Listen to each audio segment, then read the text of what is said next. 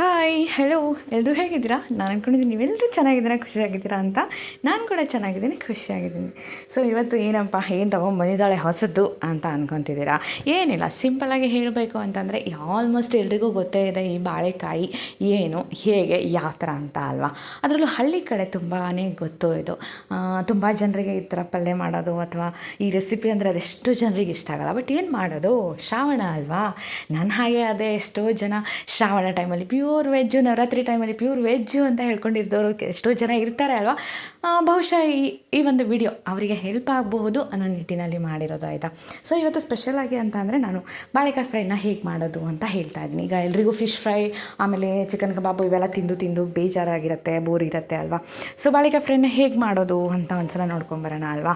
So ಬಾಳೆಕಾಯಿ ಸಿಪ್ಪೆನ ಇಲ್ಲಿ ಕ್ಲೀನಾಗಿ ತಗೊಂಡಿದ್ದೀನಿ. ಅದಾದಮೇಲೆ ನೀರಲ್ಲಿ ಚೆನ್ನಾಗಿ ತೊಳೆದ್ಬಿಟ್ಟು ಮತ್ತೊಮ್ಮೆ ಅದನ್ನು ನಮಗೆ ಎಷ್ಟು ಎಲ್ಲಿವರೆಗೂ ಬೇಕು ಅಷ್ಟು ಮಟ್ಟಿಗೆ ನಾನು ಇದನ್ನು ಸ್ಲೈಸ್ ಪೀಸಾಗಿ ಮಾಡ್ಕೊಂಡಿದ್ದೀನಿ, ಆಯಿತಾ.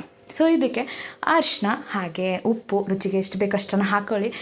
ಖಾರ, ಅದಾದಮೇಲೆ ನಿಮ್ಮ ಹತ್ರ ಯಾವುದಾದ್ರೂ ಚಿಕನ್ ಮಸಾಲ ಅಥವಾ ಫಿಶ್ ಮಸಾಲ ಈ ಥರ ಏನಾದರೂ ಇದ್ದರೆ ಹಾಕ್ಕೊಳ್ಳಿ, ಇಲ್ಲ ಅಂತಂದರೆ ಇಲ್ಲ. ಜೊತೆಗೆ 2 ಟೇಬಲ್ ಸ್ಪೂನಷ್ಟು ಕಾರ್ನ್ಫ್ಲವರ್ ಮತ್ತು ನಾನು 1 ನಿಂಬೆಹಣ್ಣಿನ ಗಾತ್ರದಷ್ಟು ಹುಣಸೆ ಹಣ್ಣನ್ನು ನೆನೆಸಿಟ್ಟಿದ್ದೆ. ಅದನ್ನು ತುಂಬ ನೆನೆಸಿಟ್ಟಿರೋ ರಸನ ಇದಕ್ಕೆ ಮಿಕ್ಸ್ ಮಾಡಿ ತುಂಬ ಚೆನ್ನಾಗಿ ಆ್ಯಡ್ ಮಾಡಿರ್ತೀನಿ, ಆಯಿತಾ. ಯಾಕಂದರೆ ತುಂಬ ಚೆನ್ನಾಗಿ ಆ ಮಸಾಲೆ ಅದಕ್ಕೆ ಹೊಂದ್ಕೋಬೇಕಲ್ವ, ಅದಕ್ಕೋಸ್ಕರ.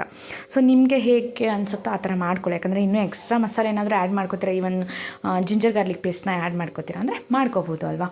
ಸೊ ಮಾಡ್ಕೊಳ್ಳಿ. ನಾನು ಇಲ್ಲಿ ಸಿಂಪಲಾಗಿ ಹೇಳ್ತಾ ಇದ್ದೀನಿ, ಯಾಕಂದರೆ ಸಿಂಪಲಾಗಿ ಮಾಡಿದರೂ ಕೂಡ ಅದು ಎಷ್ಟು ಚೆನ್ನಾಗಿ ಬರುತ್ತೆ ಅಂತ ಹೇಳೋಕೆ ಹೊರಟಿರೋದು ಅಷ್ಟೇನಾ.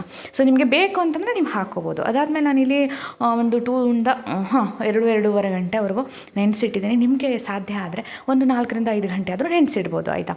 ಸೊ ನೆನೆಸಿಟ್ಟು ನಾನು ಮತ್ತೆ ಇದಕ್ಕೆ ಸುಜಿ ರವೆ ಏನಂತೀವಿ, ಬಾಂಬೆ ರವೆ ನೀವೇನಂತೀರ, ಆ ರವಾನ ಇಲ್ಲಿಗೆ ತೊಗೊಂಡು ಬಂದು ನೀಟಾಗಿ ಅದನ್ನು ಕೋಟಿಂಗ್ ಮಾಡ್ತಾಯಿದ್ದೀನಿ ರವಾದಿಂದ, ಆಯಿತಾ.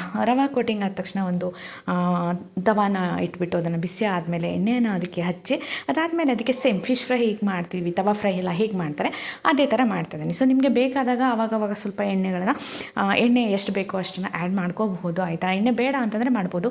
ಇನ್ನೂ ಇದಕ್ಕೆ ನೀವು ಏನು ಡೀಪ್ ಫ್ರೈ ಮಾಡ್ತೀರಾ ಅಂತಂದರೆ ಶೋರ್ ಅದು ಕೂಡ ಮಾಡ್ಕೊಂಡು ಹೋಗ್ಬೋದು, ಆಯಿತಾ.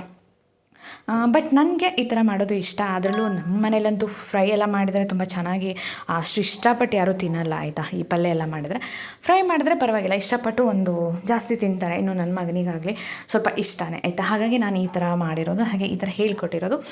ಇನ್ನೂ ಯಾರಿಗೆಲ್ಲ ಬಾಳೆಕಾಯಿ ಫ್ರೈ ಕೂಡ ಮಾಡೋಕ್ಕೆ ಬರುತ್ತಾ, ಹೀಗೂ ಮಾಡಬಹುದಾ ಅಂತ ಏನಾದರೂ ಕ್ವಶನ್ ಮಾರ್ಕ್ ಇದ್ದರೆ ಖಂಡಿತ ಈ ವಿಡಿಯೋನ ನೋಡಿಕೊಂಡು ಮಾಡ್ಕೊಳ್ಳಿ, ತಿನ್ಕೊಳ್ಳಿ, ಆಯಿತಾ. ಸೊ ಐ ಹೋಪ್ ನಿಮಗೆ ಈ ವಿಡಿಯೋ ಕೂಡ ಇಷ್ಟ ಆಗುತ್ತೆ. ಒಂದು ಸಿಂಪಲ್ ರೆಸಿಪಿ, ಸಣ್ಣದಾಗಿ ಚಕ್ಕುವಾಗಿ ಕ್ಲಿಯರಾಗಿ ಹೇಳ್ಕೊಂಡಿದ್ದೀನಿ ಅಂತ ನಾನು ಅನ್ಕೋತಿದ್ದೀನಿ.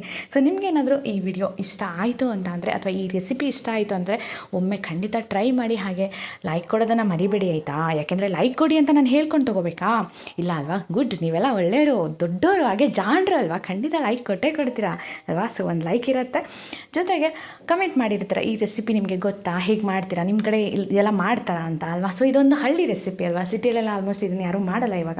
ಅದರಲ್ಲೂ ಎಲ್ಲ ಇನ್ಸ್ಟೆಂಟ್ ಫುಡ್ಗೆ ಆ್ಯಡ್ ಆಗಿಬಿಟ್ಟಿದ್ದಾರೆ ಎಲ್ಲರೂ. ಈ ಥರ ತುಂಬ ಲೇಟ್ ಆಗುತ್ತೆ, ಟೈಮ್ ಆಗುತ್ತೆ ಅಂತ ಯಾರೂ ಮಾಡೋಕ್ಕೆ ಹೋಗಲ್ಲ ಅಲ್ವಾ. ಸೊ ಅಂಥವ್ರು ಇದನ್ನು ಮಾಡ್ಕೊಂಡು ತಿಂತೀವಿ ಅನ್ನೋರು ಕಮೆಂಟ್ನ ಮಾಡಬಹುದು, ಆಯಿತಾ. ಹಾಗೆ ನಾನಿಲ್ಲಿ ನೋಡ್ತಿರಬಹುದು ಇದಿಷ್ಟು ಮಾಡಿ ಮುಗಿಸಿ ಆಗಿದೆ ಇವಾಗ. ಸೊ ನಿಮಗೆ ಈ ರೆಸಿಪಿ ಏನು ಅನ್ನಿಸ್ತು, ಹೇಗೆ ಅನ್ನಿಸ್ತು, ಆ್ಯಂಡ್ ಟ್ರೈ ಮಾಡಿದಿರಾ, ತಿಂದಿದ್ದೀರಾ ಅಂತಂದರೆ ಖಂಡಿತ ಕಮೆಂಟ್ ಮುಖಾಂತರ ತಿಳಿಸಿ. ಹಾಗೆ ಹೆಚ್ಚು ಶೇರ್ ಮಾಡಿ ಅಂತ ಹೇಳ್ತಾ ಇವತ್ತಿನ ಈ ವಿಡಿಯೋ ಕೂಡ ಇಲ್ಲಿಗೆ ಎಂಡ್ ಮಾಡ್ತಾ ಇದ್ದೀನಿ. ಸೊ ಮತ್ತೆ ಬೇರೆ ವಿಡಿಯೋ ಒಂದಿಗೆ ಅಥವಾ ಒಂದು ಬೇರೆ ವಿಶೇಷ ಮಾಹಿತಿಯೊಂದಿಗೆ ಮತ್ತೆ ನಿಮ್ಗಳ ಜೊತೆ ನಾನು ಇರ್ತೀನಿ. ಸೊ ಅಲ್ಲಿವರೆಗೂ ಎಲ್ರಿಗೂ ಕೂಡ ಬಾಯ್ ಆ್ಯಂಡ್